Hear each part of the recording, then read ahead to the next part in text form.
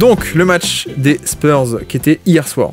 Spurs contre Miami. Alors, pour le coup, cette fois-ci, ça a été assez vite expédié. De l'autre côté, mince, j'ai perdu ma page. Elle est où ? Elle est où ? On va quand même se mettre la page classique du box score. C'était hier. La voici. Donc, 107 pour les Spurs. 128 pour Miami. Bien meilleur match. Est-ce qu'il y en a qui l'ont vu dans le chat ou pas ? Est-ce qu'il y en a qui l'ont vu ? Est-ce que Bamzerito tu l'as vu ? Est-ce que Eric Spochetron tu l'as vu ? Est-ce qu'il y a des fans du Heat qui ont vu ça ? Est-ce qu'il y a des fans des Spurs aussi ? Toi t'as pas vu les highlights de Wembanyama, alors je suppose bien vu Guillaume, perspicace. Mais tu fais quoi quand tu bois ton café le matin ? Écoute, souvent c'est au travail, donc je lis mes mails. C'est pas très fun, hein. D'accord. Tu regardes pas je sais, c'est pas drôle, hein. Non. Bon, alors offensivement, on a un match où ça a commencé par insister beaucoup sur du pick and roll 1-5 finalement, donc Chris Paul et Wembanyama. On a vu qu'il a fait quelques trucs assez intéressants, mais non, ce qui a été assez marquant sur ce match, c'est alors côté Miami, un peu l'intronisation des deux bigs avec donc à la fois Bam Adebayo et Kelly Ware qui ont enfin joué ensemble. Je crois que, alors dites-moi dans le chat les fans de Miami si c'est arrivé déjà cette saison, mais je ne crois pas que ce soit arrivé si souvent que ça. Moi en tout cas c'est la première fois que je le voyais. Et il y avait ce truc en plus il commence la deuxième mi-temps, enfin il commence la première mi-temps, il y a Bam et ensuite le backup c'est Kelly Ware, donc il y a un peu alternance des minutes, et puis en fait ça joue tellement bien qu'on finit en deuxième mi-temps par clairement installer, non on va les faire jouer ensemble quoi. Donc ça c'est, si tu vois, c'est peut-être la pierre fondatrice, ça se dit, la première pierre d'un duo qui pourrait faire de grandes choses, hein, pour le coup. Alors oui, je montre la highlight de Wemby, on voit que dès qu'il y a un switch sur lui ou dès qu'il n'y a pas le bon match-up, il va au panier. Il y a une action aussi en transition. Alors les gars, quand vous jouez les Spurs, faites le repli défensif le plus vite possible et le mieux possible, parce que je peux le montrer à l'image, mais quand tu le fais mal, le repli, et que tu as Tyler Hero qui se retrouve sur Wembanyama, il faut pas, c'est pas bien ça, là c'est littéralement 2 points offerts quoi. Donc ça il faut pas les gars, c'est le repli défensif contre les Spurs, il faut absolument. Oui, on nous dit oui, première fois, effectivement première fois que ça arrive. Ok, donc oui, c'est assez cool parce que on a pu voir aussi comment ça s'est organisé par rapport à Wembanyama, par rapport à la défense, par rapport au rôle de roamer aussi, tu sais. Mais alors déjà sur Kelly Ware, un peu l'individu, je le trouve pas. Où est-ce qu'il est, Kelly Ware? On va se mettre ses paniers à l'image. Il est à 10 sur 19 au niveau du tir, 25 points sur ce match-là, et avec en fait principalement, c'est ce qu'on connaît de lui, c'est-à-dire le côté vertical, hein, menace verticale qui fait beaucoup de bien. On voit à l'image un premier pick and roll là, avec Nikola Jovic, qui très bon passeur aussi, hein, pour le coup, Jovic, qui est pas en grande forme depuis quelques matchs, mais là, très belle passe pour la servir à Kelly Ware.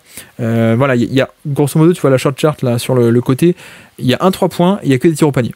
On va en parler, 3 points, on va le voir, mais tu vois, il y a un côté verticalité incroyable, quoi, parce que c'est un mec qui est très très grand, quoi, très grand et très très long, je crois, et qui en plus qui est pas hyper costaud. Alors on peut voir ça aussi comme un côté négatif, mais qui a un peu ce côté fluide, légèreté d'appui, quoi. Je sais pas si tu l'avais vu toi un peu à Indiana ou pas du tout. Non, c'est pas du tout. Hein. Mais il avait eu une petite cote au moment de la draft, là il commençait à remonter, mais clairement voilà, sur ce match on a un mec qui est utilisé sur des jeux à deux où on libère tout un quart de terrain pour lui, quoi. Et puis c'est soit Jovic, soit Butler qui l'envoie au alley-oop ou qui l'envoie au roll assez facilement. Aussi il y a un aspect de rebond offensif assez sur ce match-là où voilà, juste un rebond offensif au panier et puis ça fait des points là-dessus. Enfin, bref, vraiment une très belle sortie de la part de Kelly Ware au niveau de l'attaque, et ça fait du bien en fait d'avoir un peu de ça, c'est-à-dire d'avoir un peu de punch dans cette attaque qui est sympathique, mais tu vois, t'es du Jacques, du Jovic, du Tyler Hero, du Robinson, Butler est revenu, mais tu vois, ça manque de punch, quoi. Ça manque parfois de points faciles, ça manque de baston, quoi. Même bas, mais pas une menace verticale sur le pick and roll. Exactement. C'est vrai que ça te donne une arme en plus, surtout que tu as Tyler Hero et Duncan Robinson, comme on en a parlé avant, qui sont capables de faire ces passes-là, donc c'est quelque chose qui peut te créer des points faciles. Bah ouais, c'est vraiment ça. Alors Bam peut, hein, mais Bam n'est pas si grand que ça, et puis il est pas si explosif que ça, Bam. Il peut, hein, quand il arrive lancé et tout. C'est pas pareil qu'un mec. C'est plus un athlète horizontal que vertical, Bam, en termes de mobilité. Oui, et puis même quand il a de l'élan, il peut bien charger son saut et être vertical, mais c'est pas pareil qu'un mec qui a genre 30 cm de plus en termes de taille et longueur de bras, et qui est juste, il saute, et qui en plus est beaucoup plus léger sur les appuis. Mais voilà, gros match de Kelly Ware. Mais non, en fait, ce qui est hyper intéressant dans ce match, c'est par rapport à la défense. Et je veux dire, on a un Wembanyama qui, alors on a déjà parlé dans l'hebdo là, qui est sorti aujourd'hui du match contre Memphis où il empêche des tirs au panier. Mais là c'est la folie quoi. Butler n'a pas shooté au panier. Et vous voyez un peu sur les actions que je montre, il arrive au panier, il y a Wemby, il dit non, je veux pas, je passe la balle. Là il a passé la balle à Haywood Smith, il a abandonné. Il fait une Steve Nash quoi. En fait, le Wemby force tout le monde à devenir Steve Nash, c'est ça qui est beau. Et tu vois, c'est marrant, c'est qu'il y a ce genre de 1 contre 2 sur ce match-là. Donc on a Wemby sous le panier, Bam à côté, et puis un mec à la balle de l'autre côté. Donc un 1 contre 2, d'habitude, bon ben voilà. Ou alors tu t'appelles Draymond Green et tu arrives très bien à gérer ça parce que avec de l'expertise, du savoir-faire, des feintes, etc., de l'intelligence de jeu. Mais sinon, ça marche pas quoi. Et lui, ce genre de 1 contre 2, il fait rien. Il a rien besoin de faire et ça marche. Et c'est vrai que, bon voilà, il y a un peu cet aspect sur le pick and roll où, en fait, ce qui manque un peu, c'est justement l'aspect de pick and pop en fait. Alors soit pick and pop de Bam qui peut rester très très haut et qui va punir le fait que Wemby rôde autour du panier et reste un peu bas. Donc ça il manque un peu la menace pour étirer la défense dans ce sens-là. Et soit aussi effectivement comme tu dis, Bam c'est pas un élite athlète en termes de verticalité et on voit qu'en plus Butler veut pas faire la passe par-dessus pour un pick and roll éventuel, pour un roll qui roule au panier. Et voilà, en fait, il arrive au panier et c'est littéralement le match de la patate chaude. Hein. Butler, il donne la patate chaude et pareil, il donne la patate chaude à Smith je sais pas si t'as vu ce qu'il fait, à Smith, pareil, hein, il arrive au panier, il fait non, tiens, Bam, prends-le.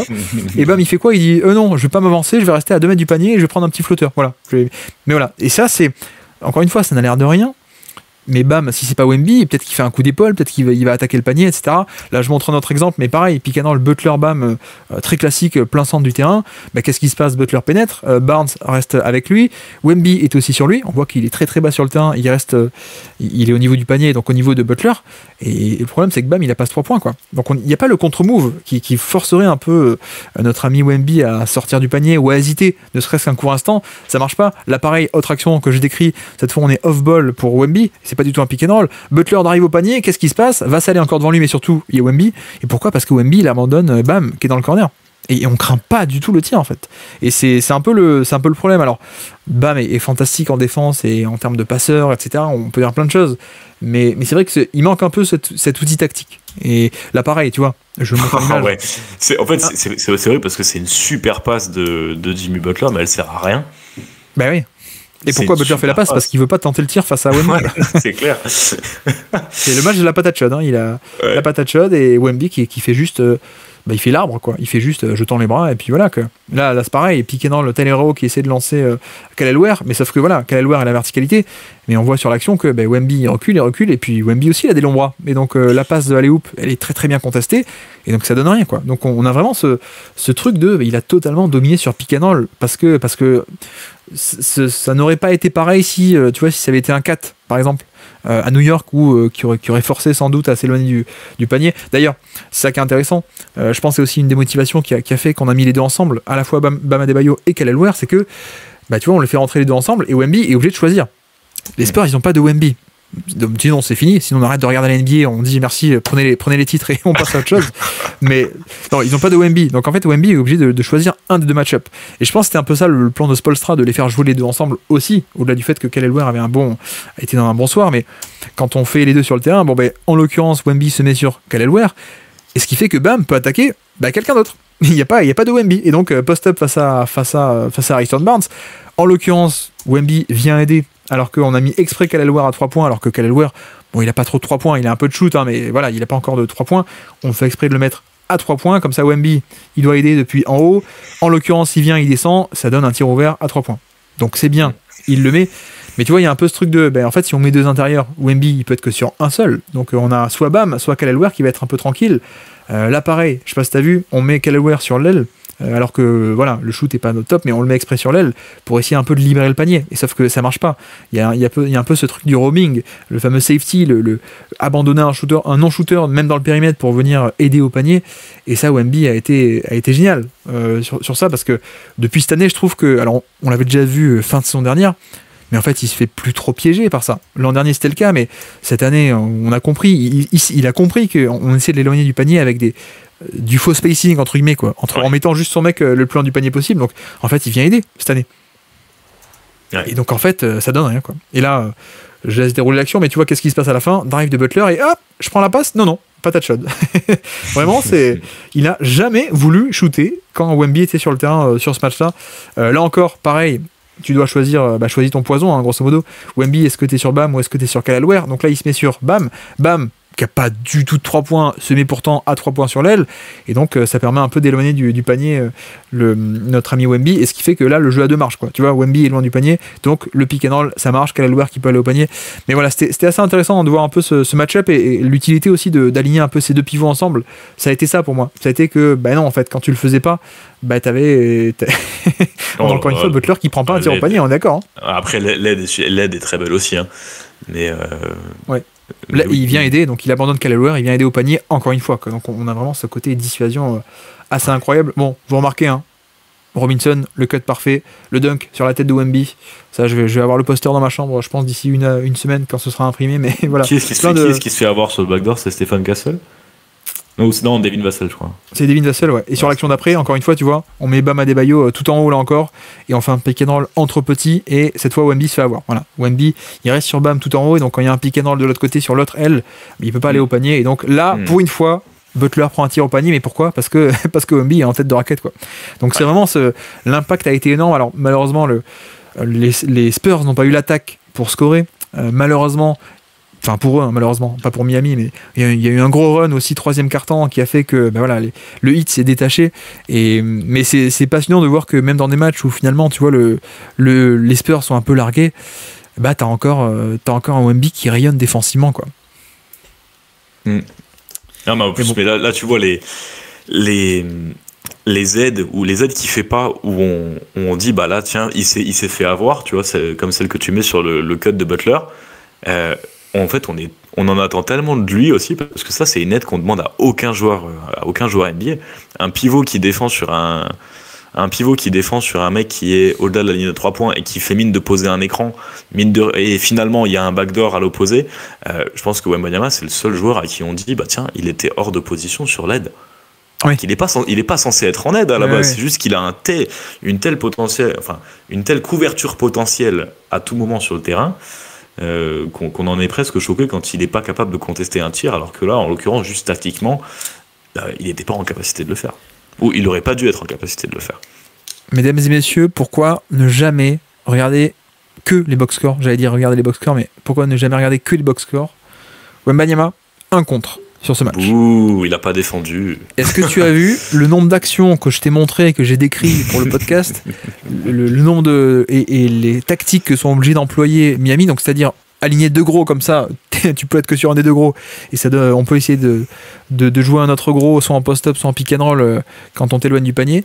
Est-ce que tu as vu le nombre d'actions où il a empêché un tir au panier, notamment de la part de Butler, ou quand il va contrer Robinson ou je sais plus qui. Enfin, voilà, ne regardez pas que les box scores, parce que là, pour le coup, on est à 1 contre, ça correspond pas, quoi. Autant, on a parlé du match, alors, j'ai vu aussi, il y a eu 2 Memphis Spurs, hein. Les 2 étaient assez passionnants. Bon, on a déjà fait pas mal aujourd'hui, je vais peut-être pas parler du deuxième qui a eu lieu ce week-end, mais qui était un peu pareil, hein. C'est-à-dire du Wemby qui est fantastique, du Wemby qui arrive à freiner le drive de Jaren Jackson, du Stephen Castle qui est défendu par Zach Edey, donc Zach Edey se tient très loin de lui, mais donc on donne la balle à Stephen Castle, etc. Mais bref, je rattrape le fil, hop, je l'ai. Autant sur match d'il y a quelques jours, dans l'hebdo, j'ai décrit un Wemby fantastique en défense, et ça se voyait parce que tu regardais le box score, tu dis ah oui, il a fait 8 contres, tu vois, tu dis bah oui, ça colle, parce qu'il y avait des contres à la fin. Autant sur ce match-là, tu dis ouais, il y a un contre, ouais, bon, ok. Et en fait, le match est défensivement est splendide, et franchement, c'est assez ahurissant, quoi. J'essaie de vous lire aussi dans le chat qu'on puisse interagir. J'ai fait un long monologue, j'ai fait un long tunnel. Qu'est-ce qu'on nous dit? On nous parle de Charles Bassey. Oui, Charles Bassey, que j'étais assez surpris. Je pensais qu'il jouait parce que Zach Collins n'était pas là. Mais pour le coup, Charles Bassey, de vraies bonnes minutes, hein, depuis. Ça fait 4-5 matchs là, que je regarde les Spurs. J'ai vu contre les Lakers, j'ai vu contre Memphis 2 fois. Là, je viens de voir contre Miami. Charles Bassey, et tu vois, j'étais surpris, FD, parce que, bon, Bassey joue, ok. Et puis au bout d'un moment, je vois Zach Collins qui s'apprête à rentrer. Et je me dis, ah, mais en fait, il n'était pas blessé, Zach Collins. C'est juste Charles Bassey qui lui a piqué ses minutes, quoi. Alors que, tu sais, Zach Collins, c'est quand même pas mal, quoi, pour le coup. Bassey, on arrive à faire quelque chose d'autre que du drop avec lui en défense, ou Ouais, franchement, je trouve qu'il s'est un peu amélioré physiquement, parce qu'effectivement, il y a quelques temps, alors quand il était aux Sixers et tout, là, même à la fac, parce qu'on le connaît depuis longtemps, Charles Bassey, pour ceux qui savent pas, mais c'est un mec qu'on a sur les radars depuis très très très longtemps. Je crois que même à l'époque où moi je faisais encore la draft, tu vois, 2018 et tout, 2019. Mais alors attends, est-ce qu'on a des trucs ici? Est-ce que si on se met en Wikipédia en English, on aura son rang en termes de lycéen? Il a été non drafté, non, deuxième tour de draft en 2021. Mais high school carrière high school, non bref. Bon, il est sur les radars depuis longtemps, mais il s'est pas mal amélioré athlétiquement. C'est un mec qui est connu puisque c'était lui qui était, enfin, il trustait le top voilà. NCA en termes de contre et de rebond très souvent. Et donc il avait toujours en faisant entre guillemets que 6-11, en étant même pas un 7-footer, il arrivait à faire des matchs à 6-7 contre en NCA. C'est pour ça qu'il était un peu connu. Je suis bête, il suffit d'aller sur Basketball Référence, on aura même le RCSI. Tu vois, il était 9e de la classe de lycéen 2018. Donc c'est vraiment un vrai nom, quoi. Tu vois, pour vous dire, donc c'est la classe RJ Barrett, Cam Reddish, Nasir Little, Zion. Ah tiens, il est que 4e, Zion. Bon, ça dépend des classements. Romeo Langford, tiens, oh là là. Oh, Romeo Langford. Même que j'ai adoré, moi. J'ai adoré pour la défense, mais pas pour l'attaque. Il a été drafté pour l'attaque, c'est pour ça. C'est ça le problème. Ah, je sais pas, mais moi je l'avais beaucoup vu à Indiana. Maestro de la défense, notamment off-ball. Mais le problème, c'est quoi? Non, mais c'était surprenant parce que Langford, il avait un peu ce truc de justement lycéen star. Et en fait, il était pas bon en attaque, quoi. Mais je veux dire, à Indiana même. Ouais. Et tu te dis. C'est très atypique parce qu'un mec comme ça, tu pourrais dire, ouais, c'est un mec de pull-up ou un attaquant et tout. Et en fait, le mec à Indiana était juste, mais non, je suis un top défenseur, quoi. Et alors qu'en fait, 1 an avant ou 2 ans avant, il était connu pour l'attaque, mais bref. Donc voilà, pour dire qu'il était quand même top 10, Charles Bassey. Je crois qu'il passe par les Sixers. Et un peu comme Isaiah Joe, il n'est pas conservé. On ne sait pas trop pourquoi, alors qu'il y avait un vrai projet. Mais ouais, donc effectivement, on parle de Charles Bassey dans le chat, mais oui, il joue depuis quelques temps. Il a pris un peu les minutes de Zach Collins et il est pas mal. Moi, j'aime vraiment beaucoup. J'aime beaucoup ce qu'il apporte. Avec donc un peu de la mobilité athlétiquement, je le trouve assez amélioré. Et tu vois, et du catch and finish aussi et du roll assez athlétique sur la finition au panier. Donc ouais, il y a pas mal de trucs intéressants au final. Le Garincha nous dit le talent de Spo avec Spoelstra, c'est que le match de Ware n'est pas du tout prévu, il s'ajuste juste très vite avec les difficultés de Bam notamment. Oui, exactement, je suis assez d'accord. Vous pensez quoi de Jacques Junior dans ce match?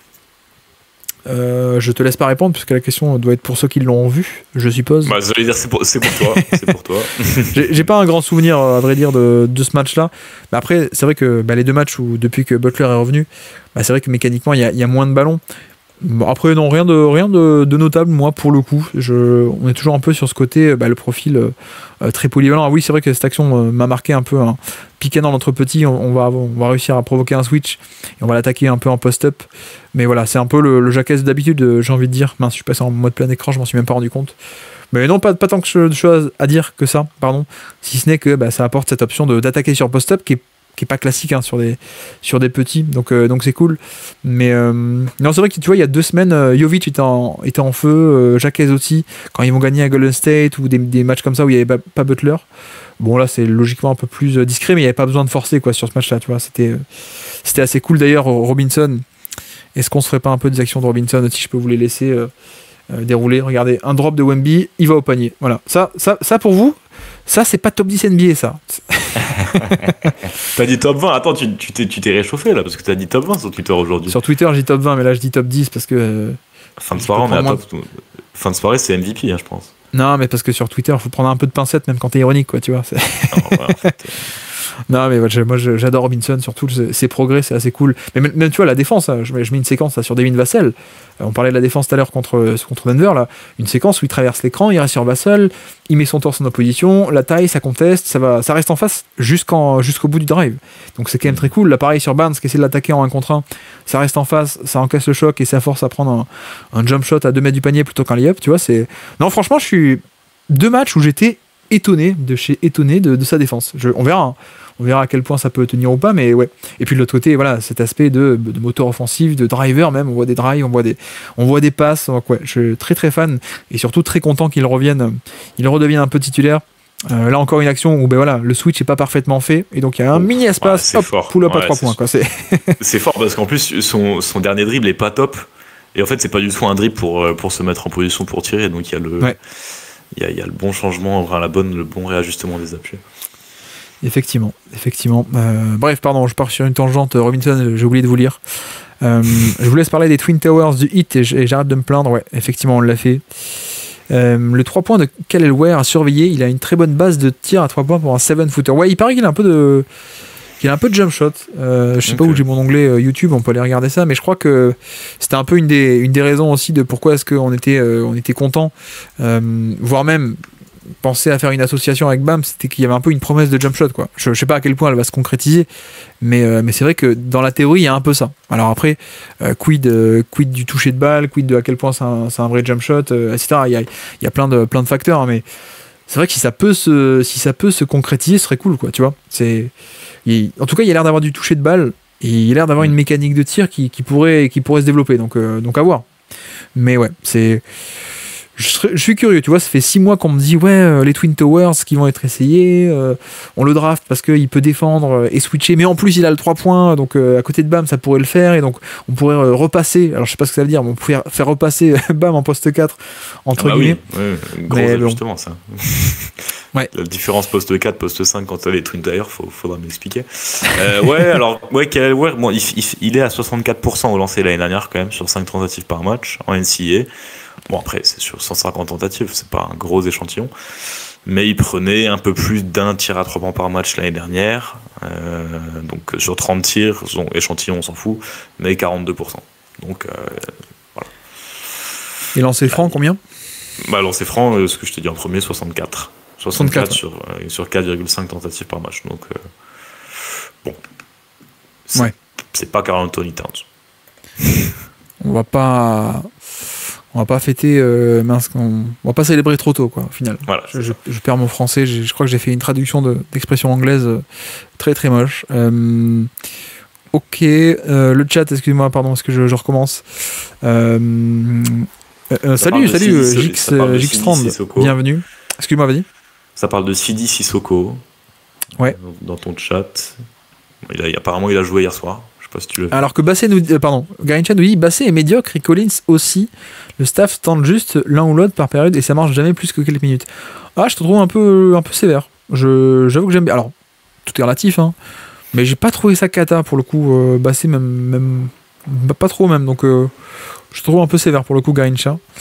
Je croyais tellement à Langford, Naismith aussi, au Celtics avant les Pacers. Ouais, effectivement. Effectivement. Aaron Naismith, c'est pas si mal que ça. Au moins, il y a un joueur de rotation. Ah bah c'est un top 100 NBA, quoi. Ouais. Enfin, on l'avait dans le top 100. Mais... là où Langford, pour le coup, c'est une vraie déception. D'ailleurs, il me semble, est-ce qu'il est pas en Euroleague en ce moment, Romeo Langford, aucune idée. Qu'est-ce qu'il devient ? Peut-être. Et que fait Ah oui, il avait joué à Gravelines, il avait commencé l'année à Gravelines, mais il n'est pas resté très longtemps. Il a fait 3 matchs à Gravelines et puis il n'a pas percé. Ouais. Ah, j'adore ces histoires comme ça. Enfin non, j'aime pas du tout, j'aime pas, mais c'est marrant. Je ne sais plus ce que j'allais dire. Je crois qu'on arrive un peu à la fin, on a fait une bonne petite émission, on a parlé de match. Je regarde mes notes, mais non, je crois qu'on a dit à peu près l'essentiel. Bon, alors Basset, c'est pas le 3e pivot à Philly. Oui, exactement, c'était pas le 3e pivot à Philly. Oui, si, exactement. Mais c'est à une époque où Philly avait des joueurs un peu hipsters, mais ils ont coupé un peu tôt. Je ne sais pas à quel point c'est Daryl Morey, je sais pas à quel point c'est Doc Rivers ou 3e bonus avec les Sixers, on ne sait jamais. Je sais pas à quel point c'est le propriétaire qui veut toujours faire des économies. Le propriétaire est pas top, hein. Mais ça, c'est bon. C'est pas de sa faute, hein, mais Daryl Morey, il avait un très bon propriétaire à Houston. C'est quoi ? C'est Leslie Alexander, je crois, qui en gros le laissait faire, l'a laissé un peu faire sa révolution, etc., qui était génial. Il a vendu, il y a Tillman Fertitta qui est arrivé, c'est aïe. Bon, ok, en gros, hein, on a compris que le trade de Westbrook c'était Tillman Fertitta, quoi, par exemple. Et donc il s'est barré, il arrive aux Sixers, top opportunité, on est d'accord, hein. Mais voilà, encore un propriétaire un peu discutable, quoi. Niveau dépenses d'argent, niveau promesses faites à James Harden, et finalement, hop, non, t'as pas ton contrat qu'on t'avait promis. CF l'été 2023, mais ouais. Donc c'est toujours possible, hein, parce que je vois pas trop pourquoi Daryl Morey, un peu en connaissant sa compétence, pourquoi est-ce qu'il aurait coupé pour rien un mec comme Isaiah Joe, par exemple, tu vois, c'était incompréhensible, quoi. Et souvent, en fait, dans ces cas-là, FD, quand on n'a pas l'explication sportive, c'est qu'elle est financière, généralement. Ouais. D'ailleurs, je t'ai dit que j'étais à une personne, enfin, j'étais one phone call away, j'étais à un coup de téléphone de Daryl Morey. En fait, ma copine s'est rendue compte il y a 2 mois qu'elle était pote avec la fille de Daryl Morey. Elle avait pas fait le rapprochement, mais en fait, du coup, bah oui, je suis. Je sais pas, peut-être que j'aurai Daryl Morey un jour dans mon répertoire. Je te dirai. C'est pas pour flex, hein, mais moi je suis à ah non, je suis à 0. Je suis à 0 direct en fait. Je suis à un DM près. Je peux lui envoyer un DM si je veux sur Twitter. Bon, allez, c'est bon, un DM quoi. Ah, il me follow sur mon compte anglais. Et pareil pour Saminky, tu vois. Donc si je veux, je peux envoyer un DM en fait. NBA Einstein, les gens ne savent pas que. Enfin, si un jour tu lui envoies un DM et que tu lui dis c'est le Basket Lab, il va dire non mais le Basket Lab c'est le mec qui vole les vidéos d'NBA Einstein ou qui les traduit. Donc. Oui. Non mais Daryl Morey me suit, Saminky aussi, j'étais très content. Bon, après il y a d'autres mecs qui me suivent. T-Mac aussi, bon ça m'a fait moins de choses, tu vois, par exemple quand T-Mac m'a suivi. non mais c'est vrai. Ça m'a fait moins de choses parce que j'ai regardé son nombre de followers. En fait il suit plein de monde, tu vois. Okay. Mais non, ouais, quand à l'époque t'avais la petite notification Daryl Morey ou Saminky, j'étais assez fier que là, tu vois. Tu sais que Rob Perez me suit sur Twitter, World Wide Web. Oui, comme l'ensemble comme la moitié des personnes sur Twitter, je pense. C'était ça mon gros flex. Bamzerito qui dit Lou Williams aussi te follow à skip. Non, Lou Williams, effectivement. Lou Williams m'a bloqué. Voilà, Lou Williams m'a bloqué sur Twitter. Pourquoi? À cause de ma vidéo parce qu'il était ciblé défensivement par LeBron, non? C'est ça? Ouais, exactement. La vidéo qui avait fait des millions de vues, quoi. Wow. Et ouais, il m'avait bloqué. Et je peux comprendre. Mais c'était marrant, je me suis dit, ah ouais, carrément. Bon, bref, on va arrêter les bêtises.